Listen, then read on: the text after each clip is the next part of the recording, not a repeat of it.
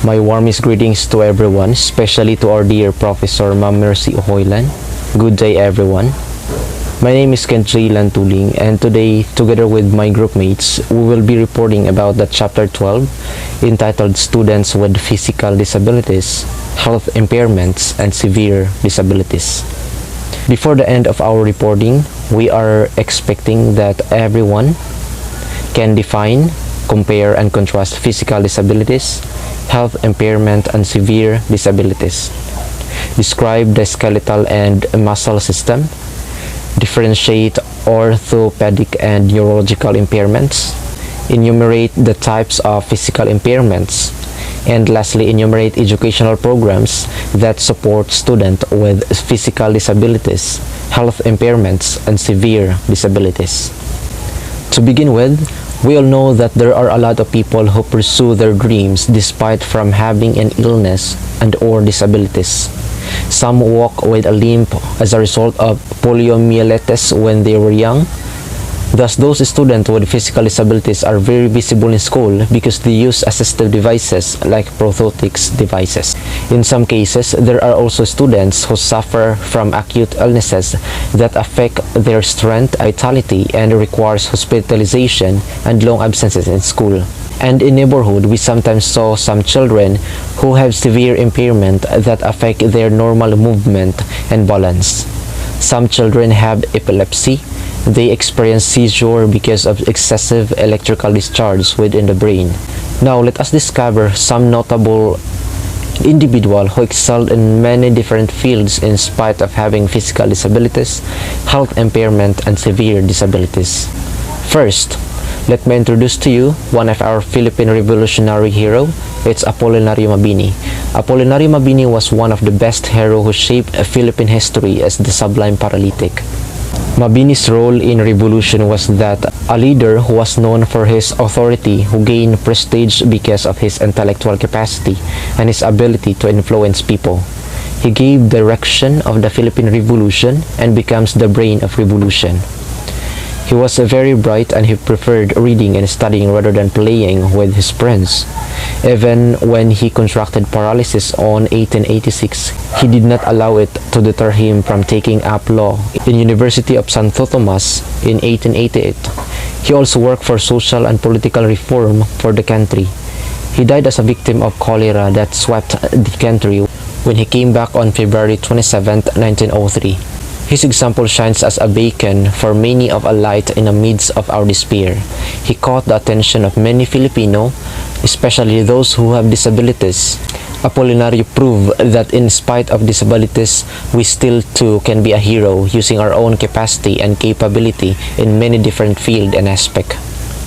Now, moving forward, we also have Arturo Acosta Burjal as the Good Samaritan.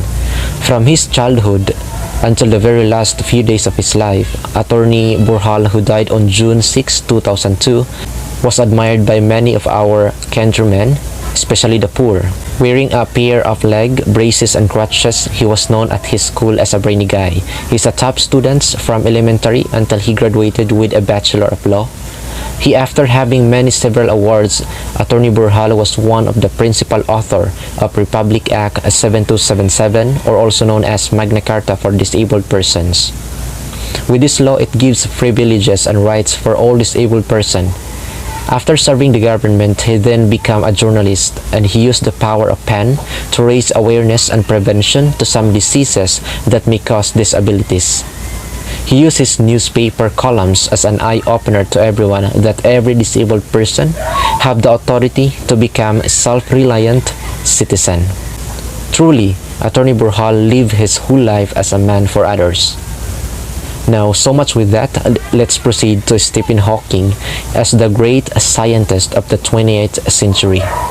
Stephen Hawking is a location mathematics professor and theoretical thesis at University of Cambridge, England. While a student in college, he was diagnosed with amyotrophic lateral sclerosis, degenerative disease in the nervous system, sometimes called as Lod-Jevers disease. It affects the voluntary motor function. Some symptoms are clumsiness of the hands, slurred speech, and inability to swallow normally. That is why Stephen Hawking used a wheelchair for mobility and computer-assisted synthetic speech generator to communicate. After doing outstanding works and contribution in science, he then became one of the great scientists of the 28th century. He insisted that no one can resist from the idea of a crippled genius. Moving forward, we also have Christopher Reeve, a superhero in the eyes of the world's disabled. He wants to show the conventional wisdom in bow falling in the wayside in a new documentary that chronicles remarkable progress in his fight to regain movement and even walk again. Christopher Reeve's courageous step shows the Superman star moving his right wrist, left fingers and both legs. Development few in the scientific community predicted after he was paralyzed in a riding accident in 1995. Many was inspired by Christopher Reeve and said Christopher Reeve really a Superman, not because of what he did on the silver screen, but because of what he is doing now. And now lastly, we have sportsman on wheelchair. He is Francis Paco Silva. He is an archer and a basketball player aside from being a painter. He was once a swimmer also from his elementary years. Francis Silva won several awards international from Olympic and Pacific held in Japan. If you look at him, he seems like only sitting on a wheelchair because you can never see his physical handicap. Francis Silva started use wheelchair when he was in the second year high school. It is because he was hit by a stray bullets in the spinal column and he was confined in the hospital for 3 months. But he did not stop in spite of what happened to him, and he even said, "Discover the sports you excel in, develop your ability, and show everyone your will and determination. Prove to all that we can still be athletes despite of our disability." This is the end of my report. Our classmate will continue. So continue watching and enjoy while learning to our reporting. Thank you for watching my report. I hope you all learned a lot. Have a great day everyone and stay safe.